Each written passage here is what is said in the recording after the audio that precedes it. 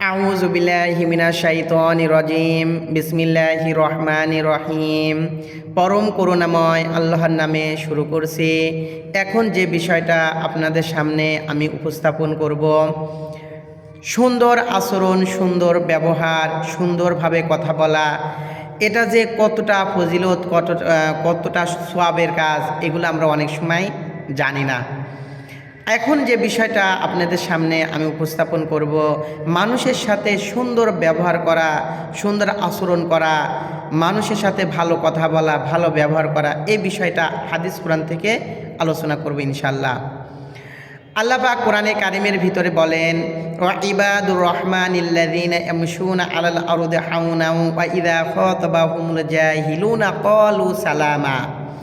আল্লাহর রহমানের বান্দা তো তারা যখন জমিনের উপরে যখন চলাফেরা করে তখন বিনয়ের সাথে চলাফেরা করে। তাদের মনে কোনো অহংকার এটা কখনো জায়গা পায় না, তার মনে কোনো অহংকার থাকে না। বিনয়ের সাথে রাস্তায় তারা চলাফেরা করে। আর যখন কোনো জাহেল অজ্ঞ লোক তাদের সাথে কোনো বিষয়ে তর্ক বিতর্ক করতে চায়, তখন তাদের প্রতি সালাম জানিয়ে তর্ক এড়িয়ে চলে যায়। তার সাথে কখনো তর্ক বিতর্ক লিপ্ত হয় না। তর্ক বিতর্ক লিপ্ত হওয়া যাবে না। তর্ক বিতর্ক লিপ্ত হওয়া এটা আল্লাহ রসুল, আল্লাহ পাক যেমন কোরআনে নিষেধ করেছেন, অন্য জায়গায় আল্লাহ পাক বলেন, ওয়াইদা সামিউল্লাহ ওয়া আরাদা আনহু ক্বালু লানা আমালুনা ওয়া লাকুম আমালুকুম সালামুন আলাইকুম লা নাবতাগিল জাহিলিন। যখন তোমাদের সাথে কেউ তর্ক করতে আসবে, তখন তাদের বলবে, দেখো তোমাদের কাজের জন্য তোমরা দায়ী আর আমাদের কাজের জন্য আমরা দায়ী। তোমাদের সাথে আমাদের কোনো তর্ক নেই, কোনো বিতর্কও নেই, বরং তোমাদের প্রতি সালাম জানিয়ে তারা পাশ কেটে চলে যাবে। তাদের সাথে কখনো তর্ক বিতর্ক তারা লিপ্ত হবে না। তর্ক বিতর্ক লিপ্ত না হওয়া কত বড় সওয়াব। আল্লাহ রাসূল সাল্লাল্লাহু আলাইহি ওয়াসাল্লাম বলেন, মা দল্লা কম বাদা হুদান কানু আলাইহি ইল্লা উতুল জাদালা। সৎপ্রাপ্ত ব্যক্তিরা, অর্থাৎ যারা সৎ পথে আছে, হেদায়েতের পথে আছে, এই ব্যক্তিগুলো তখনই পথভ্রষ্ট হবে যখন তারা কোনো তর্ক বিতর্ক লিপ্ত হয়ে যাবে। অন্য হাদিসে আল্লাহ রাসূল সাল্লাল্লাহু আলাইহি ওয়াসাল্লাম বলেন, মান তারাকাল মিরাআহ ওয়া মুবদিল বুনিয়ালাহু বাইতান ফি রাবাদিল জান্নাহ ওয়া মান তারাকাহু মুহিক্কুন বুনিয়ালাহু ফি আসতিহা ওয়া মান হাসানু খালাকাহু বুনিয়ালাহু ফি আলাহা। যে ব্যক্তি জানে আমার কথা সঠিক নয়, তার কথাটি সঠিক, এই কথা ভেবে যে ব্যক্তি তর্ক করে না, ওই ব্যক্তির জন্য জান্নাতের পাদদেশে একটি বাড়ি বানানো হবে। আর যেই ব্যক্তি জানে আমারটা সঠিক, ওই ব্যক্তির কথা সঠিক নয়, এইটা ভেবে যে তর্ক এড়িয়ে চলবে, তার জন্য জান্নাতের মাঝখানে একটা বাড়ি বানানো হবে। আর যে ব্যক্তি কখনো তর্ক বিতর্ক লিপ্ত হবে না, ওই ব্যক্তির আচরণটা সুন্দর হবে। জান্নাতের সবচাইতে সুন্দর যে জায়গা, ওই জায়গা তার জন্য একটা জান্নাতের বাড়ি বানানো হবে। সুবহানাল্লাহি বিহামদিহি। মানুষের সাথে তর্ক বিতর্ক না করা, সুন্দর ব্যবহার করা, সুন্দর কথা বলা। এরপরে সুন্দর ব্যবহার আল্লাহ করতে বলেছেন। আল্লাহ পাক কোরআনে কারিমের ভিতরে বলেন, ওমান আহসানা কাওলাম মিম্মান দাআ ইলাল্লাহ ওয়া আমিলা সলিহাও ওয়া ক্বালা ইন্নানি মিনাল মুসলিমিন। তার চেয়ে ভালো কথা, উত্তম কথা কার আছে? যে ব্যক্তি মানুষকে ডাকে আল্লাহর দিকে এবং সে নেক আমল করে, আমলে সলে করে, আর বলে আমি একজন মুসলমান। ওয়ালা তাস্তাউল হাসানাতু আলা সাইয়্যিদি ইদফা বিল্লাতি হিয়া আহসান ফাইদাল্লাযী বাইনাকা বাইনাহু আদাওয়াতুন কান্নাহু ওয়ালিয়্যুন হামীম। আর ভালো মন্দ কখনোই এক হতে পারে না। সব সময় তোমরা মন্দকে, খারাপকে ভালো কিছু দ্বারা প্রতিহত করবা। অর্থাৎ যে ব্যক্তি তোমার সাথে খারাপ আচরণ করে, তুমি তার সাথে ভালো আচরণ করো। এই ভালো আচরণের মাধ্যমে কি হবে, দেখবা সে তোমার সাথে অন্তরঙ্গ বন্ধু হয়ে যাবে।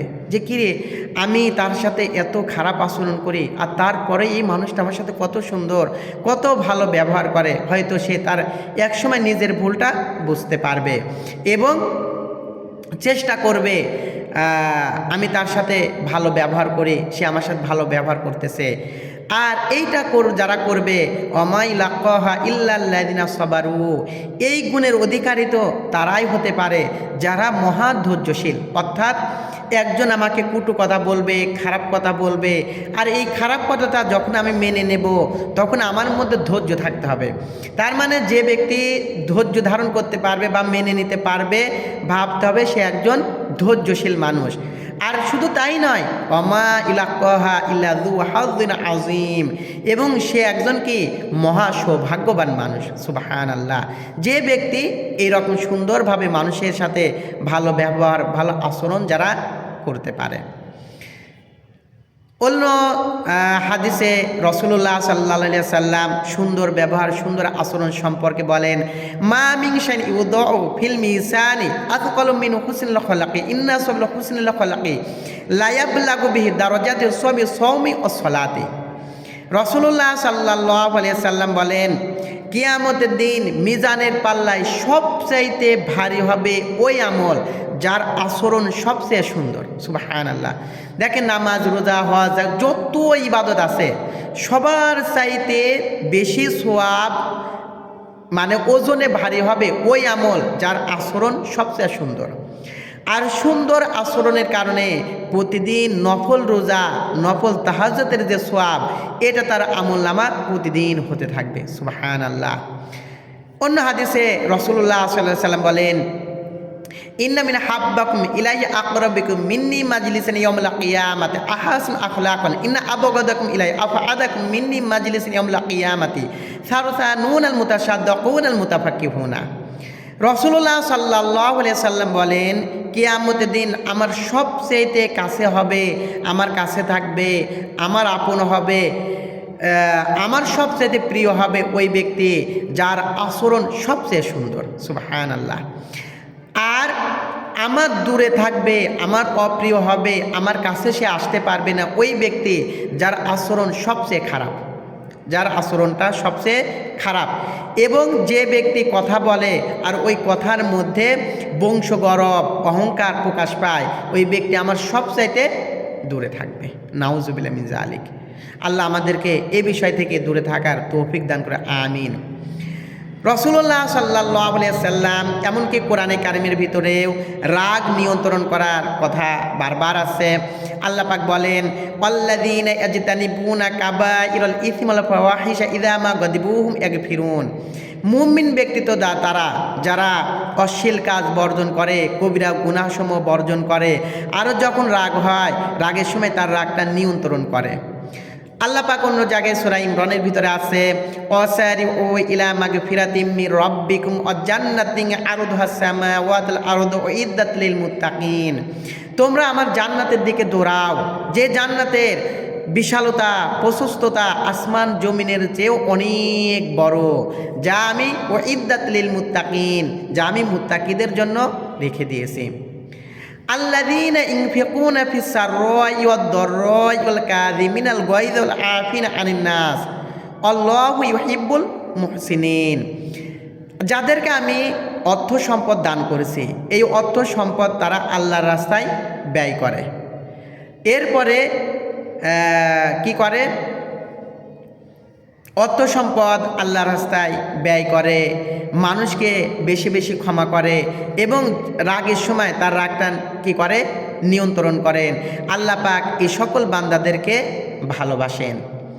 রাসূলুল্লাহ সাল্লাল্লাহু আলাইহি সাল্লাম বলেন, লাইসা শাদু বিসুরাতি ইন্নামা শাদিদুল্লাযী ইয়ামলিকু নাফসাহু ইনদাল গদাবি। মূল্য যুদ্ধ করে অপর ব্যক্তিকে যে পরাজিত করে সে কখনো প্রকৃত বীর নয়।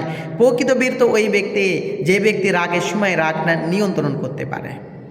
অন্য হাদিসে আল্লাহ রাসূল সাল্লাল্লাহু আলাইহি ওয়াসাল্লাম বলেন, মান কাফা গদাবাহু সাতারাল্লাহু আওরাতাহু ওয়া মান কাযা ওয়াইদান ওয়ালাউ শা আল্লাহু আইয়িমদিহু আমদাহু মালা আল্লাহু কলবাহু রিদ্দান ইয়াউমাল কিয়ামাহ। রাসূলুল্লাহ সাল্লাল্লাহু আলাইহি ওয়াসাল্লাম বলেন, যদি কোনো ব্যক্তির প্রতি রাগান্বিত হয়েছে, তার উপর রাগ খাটাতে পারে এমন ক্ষমতাও তার আছে।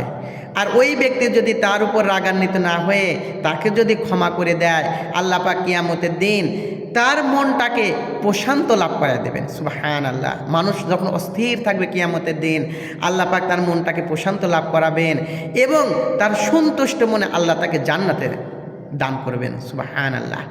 এজন্য আমরা নিজের রাগকে কন্ট্রোল করি, মানুষের সাথে সুন্দর ব্যবহার করি।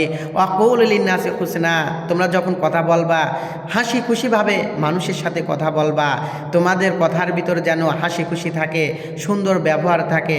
আল্লাহ যেন আমাদের তৌফিক দান করেন, আমিন।